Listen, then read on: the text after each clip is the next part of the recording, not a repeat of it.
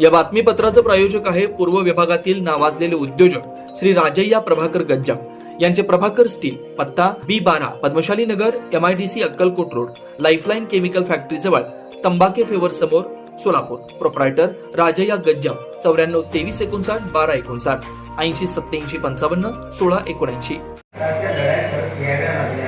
कायद्याच्या सोबत राहून काम करतो, कायद्यासोबत काम करतो. अरे कायदा मुळामध्ये हिंदूंचं राष्ट्र आहे म्हटल्यानंतर हिंदूचे म्हणजे बांगलादेश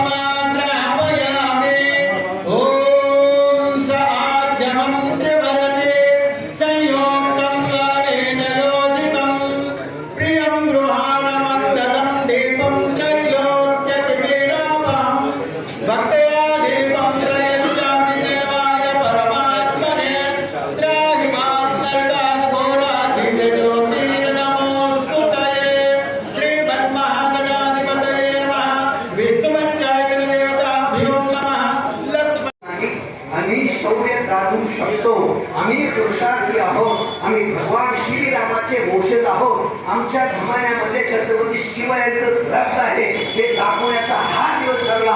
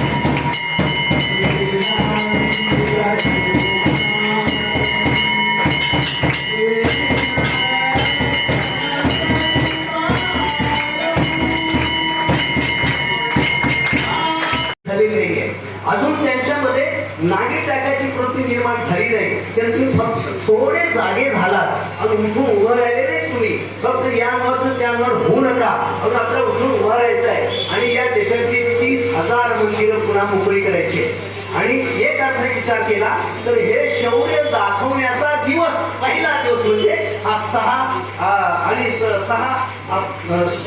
डिसेंबर 1992 हा शौर्य दाखवण्याचा दिवस. कारण हिंदूंना शौर्य दाखवण्यासाठी कुणी प्रवृत्तच केलं नाही. कारण या देशाचं दुर्दैव असं आहे की हा देश मुळात स्वतंत्र झाला ना, तेव्हा या देशाचे तुकडे करून आमच्या हातात दिला, या भारत मातेच्या भुजा तोडल्या आणि त्यावेळेला एक किमान 20 लाख हिंदूंची कत्तल झाली, लाखो माता भगिनीच्या विटंबना झाल्या आणि नंतर आमच्या हातात हा देश दिला. मग आता जर त्या ठिकाणी धर्माच्या नावावर तुकडा पाडला, जर त्याला तुम्ही जर पाकिस्तान इस्लाम देश म्हटला तर राहिलेला आपोआपच हिंदुस्थान होता.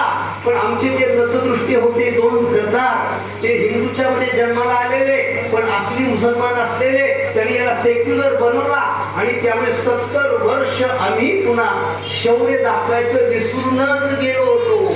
आम्हाला सांगितलं देश स्वतंत्र कसा झाला, शौर्य करून नाही झाला, लढाई करून नाही झाला, चरखा चालवून झाला. जे स्वतंत्र होण्याकरता, इंग्रजांना पळवून लावण्याकरता बंदुकीची गरज नव्हती, तलवारीची गरज नव्हती, फक्त प्रत्येकाने हातात चरखा घ्यायचा, शिळीचं दूध प्यायचं आणि चरखा चालवायचा, इंग्रज पळून गेले. अरे बदमाशानो, जर असे जर इंग्रज पळत असते तर भगवान कृष्ण परमात्मा हे काय नाही कळलं, अशी पांडवाला बोलत बाबा हा चरखा घ्या, शिळीचं दूध प्या आणि चरखा चालवा, तो समोर येतील तुमचं राज्य तुम्हाला देतील. हे कृष्णाला का नाही कळालं? भगवान श्रीरामाने सुद्धा आणि लंकेवर आक्रमण करण्याकरता एवढी मोठी वानराची फौज उभा केली, नळ, नील, जांबवन, हनुमंत, आणि एवढे कशाला करायचे? सगळ्यांना चरखा द्यायचा आणि चरखा फिरवायला लावायचा. रावण शरण आला असता, सीतेला सोडला असतो. हे रामाला कसं काय कळलं? मला आश्चर्यच वाटतं. त्यामुळे तुम्हा मला भ्रमात टाकलं, तुम्हा आम्हाला फसवण्यात आलं. आमचे कितीतरी 20 लोक असे फासावर चढलेले आहेत. आमच्या सुभाष बाबूंनी आणि आझाद फौजींनी उपासना केली आणि जेव्हा सैन्याचं मन पडलं, आता आपण या देशात राज्य करू शकत नाही, हे इंग्रजांनी ताणलं आणि मग त्यांच्या एजंटाच्या हातात राज्य दिलं. फक्त अहिंसा मार्गाने देश स्वतंत्र झाला असं आम्हाला सांगण्यात आलं, पण अहिंसा मार्गाने देश स्वतंत्र होत नसतो. आणि त्यामुळे झालं काय की आम्ही ते खरंच म्हणलं आणि 70 वर्ष आम्ही अहिंसावाद्याने चाललो. देशाचे तुकडे झाले तरी कळलं नाही आणि पाहता पाहता सेक्युलरवादाचा स्वीकार करून पुन्हा देशाचे तुकडे होण्याची तयारी केली. आज पुन्हा ते 2 कोटीचे 30 कोटी झाले. तर पुन्हा दुसऱ्या फाळणीची तयारी सुरू झाली. आणि का झाली? तर आम्हाला शौर्य दाखवायला विसरायला लावलं होतं. आम्ही पुरुषार्थी आहोत, आम्ही शौर्य करू शकतो, आम्ही ताकद दाखवू शकतो, याच्यासाठी आम्हाला आणि जाणून बुजून प्रयत्नपूर्वक आणि आम्हाला काय केलं, एक अजून शंड बनवून ठेवलं होतं. परंतु 6 डिसेंबर 1992 हा दिवस यासाठी पुरुषार्थी आहे की कधी नव्हे तेव्हा हिंदू मधला पुरुषार्थ जागा झाला. आणि ह्याच्या पण फार महत्वाचं नव्हतं, तुमच्या मनातलं पुरुषार्थ जागा करणं महत्वाचं होतं. की जो देश, या देशातले तरुण, या देशातला हिंदू एक अशा प्रकारचा शौर्य दाखवण्याच्या बाबतीमध्ये नकुसा करून पडलेला होता, कुठल्याही प्रकारचा धैर्य करायला तयार नव्हता. अशा मानसिकतेतून बाहेर काढून हा तरुण उभा राहिला, लाखोच्या संख्येने गेला, कशाची पर्वा न करता. अस्तिक पाहता त्याच्या आधीच्या काळाला स्वतःने गेलो.